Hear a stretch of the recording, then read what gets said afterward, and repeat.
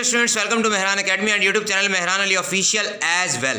Dear students, 10th class physics, second year physics और उसके अलावा जो लोग पढ़े लिखे हैं उनके लिए भी, जो अनपढ़ हैं उनके लिए भी, और जो एवरीडे साइंस की तैयारी कर रहे हैं CSS की प्रिपरेशन के लिए, उन सब के लिए आज का लेक्चर बहुत अहम है। डियर स्टूडेंट्स, याद रखना है आपने, जो करंट होता है ना, करंट, इलेक्ट्रिक करंट, उसकी कितनी टाइप्स होती हैं? 2 टाइप्स होती हैं।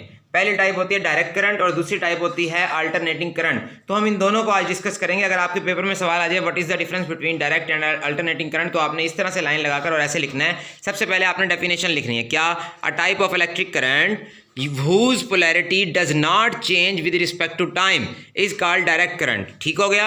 A type of electric current whose polarity does not change with respect to time is called direct current। ऐसा करंट जिसकी पोलैरिटी वक्त के साथ साथ बदले ना, तब्दील ना हो, remains constant, सेम रहे, तो उसको बोलते हैं डायरेक्ट करंट।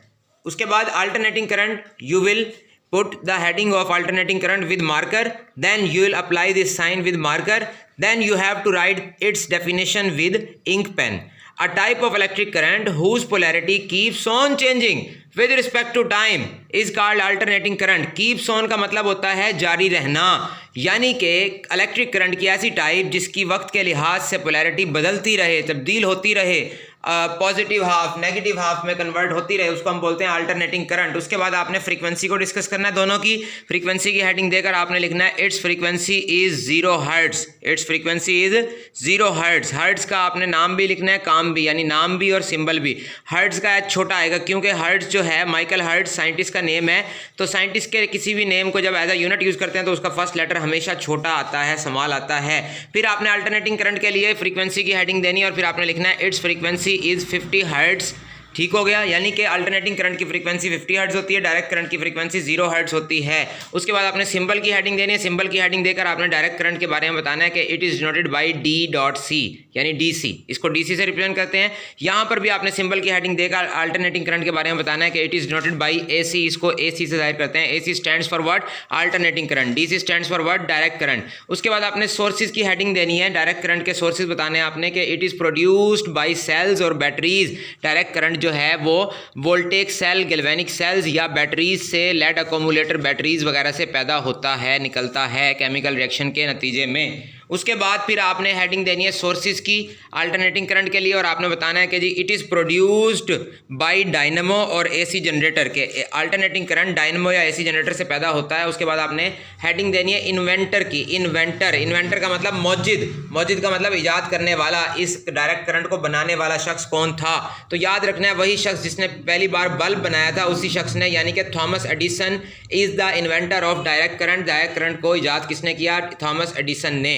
उसके बाद जी अल्टरनेटिंग करंट के इन्वेंटर की आपने हेडिंग देनी और आपने इसका बता देना निकोला टेस्ला। आसान लफ्ज़ों में ये भी कह सकते हैं कि थॉमस एडिसन जो था वो उस्ताद था और निकोला टेस्ला क्या था? शागिर्द था। ये एक कंपनी का ओनर था, मालिक था, और ये उसकी कंपनी में निकोला टेस्ला मुलाजमत करता था, जॉब करता था। उसके बाद जी फिर आपने डिलीवरी की हेडिंग देनी है। डिलीवरी की हेडिंग देने के बाद आपने क्या लिखना है? It can not be delivered to far off places. इसको दूर दराज मकामात तक डायरेक्ट करंट को नहीं भेजा जा सकता। अल्टरनेटिंग करंट के लिए आपने हेडिंग देनी है डिलीवरी की, फिर आपने कहना है it can be delivered to far off places, कि अल्टरनेटिंग करंट को हम दूर दराज मकामात तक भेज सकते हैं। फिर आपने डायग्राम की हेडिंग देनी है जी। डायरेक्ट करंट की डायग्राम आपने बना देनी है। ये जो एक्स एक्सिस है, एक्स एक्सिस पर टाइम होता है और वाई एक्सिस पर क्या होता है? पोलैरिटी। तो ये अगर डायरेक्ट करंट की पोलैरिटी नेगेटिव है तो नेगेटिव रहेगी, पॉजिटिव है तो पॉजिटिव रहेगी। ठीक हो गया?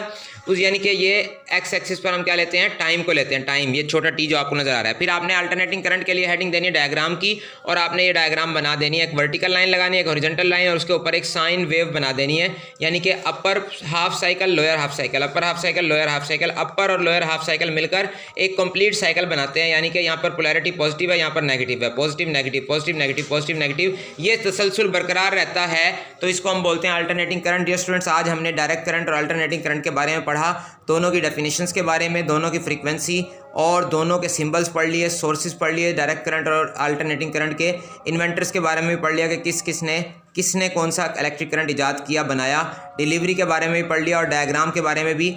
तो उम्मीद करता हूँ आपको अच्छे से समझ में आ गया होगा। और अगर आपको लेक्चर अच्छे से समझ में आ गया है तो सदका जारिया के तौर पर अपने दोस्तों के साथ, अपने फेलोज़ के साथ शेयर करना मत भूलिएगा।